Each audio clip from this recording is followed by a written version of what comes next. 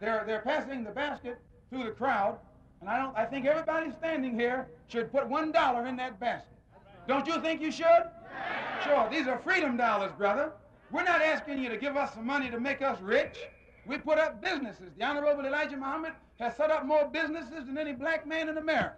It's more an admiration than like. I like the way he handled himself and like the way he projected his thoughts. He's not trying to build churches, he's trying to build businesses. Because businesses make jobs for you, and churches don't make jobs for anybody but preachers. I respected him. I thought he was a decent human being.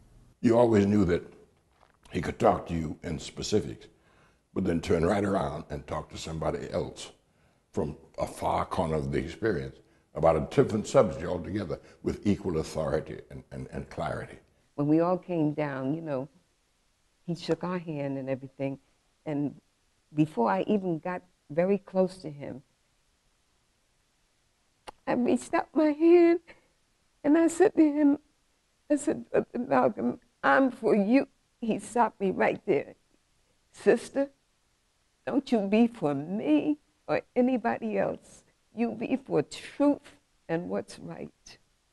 You know, that's what he said, and I will never forget that, because he said that to me.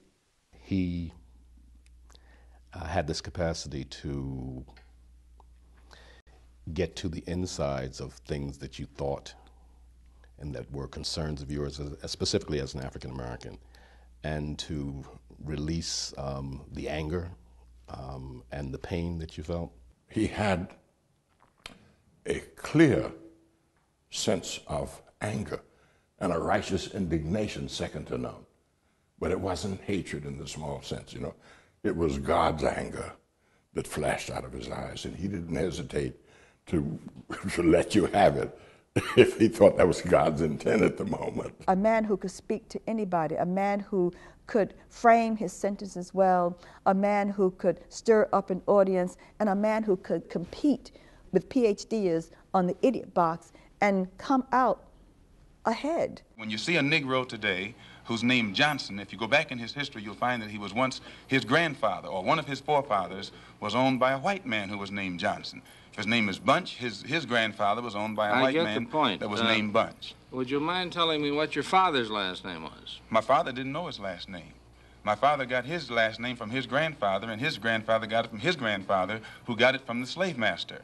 The real names of our people were destroyed during slavery. Was there any line, any point in the genealogy of your family when you did have to use the last name, and if so, what was it? The last name of my forefathers was taken from them when they were brought to America and made slaves. And then the name of the slave master was given, which we refuse. We reject that name today. You mean you won't even tell me what your father's supposed last name was or gifted last name was? I never acknowledge it whatsoever. That was amazing. This man was sitting down, holding his own, and not only holding his own, but like winning. I'm not the one who keeps Negroes from integrating white schools, and so don't put the burden of proof on me. It is the white man himself who is guilty, and whose guilt proves that the Negro and the white man can't live side by side. Now, if I'm wrong in saying they can't, just prove that I'm wrong by doing it, or just show me one place where it's done. If it can't be done in New York City, it won't be done anywhere in this country. He didn't care who got offended. He was not going to compromise what he believed, what he said, and how he would say it. And, you know, that's very different than the usual kind of politics that we see leaders, you know, public figures play in terms of wanting to be accepted. That simply didn't seem to be a part of Malcolm X's makeup. But he had a message to give, and you didn't like it, too bad. Really the key to understanding him as a human being was the critical acumen that he brought to that process of understanding himself and his world. Everything was interrogated. Everything was questioned.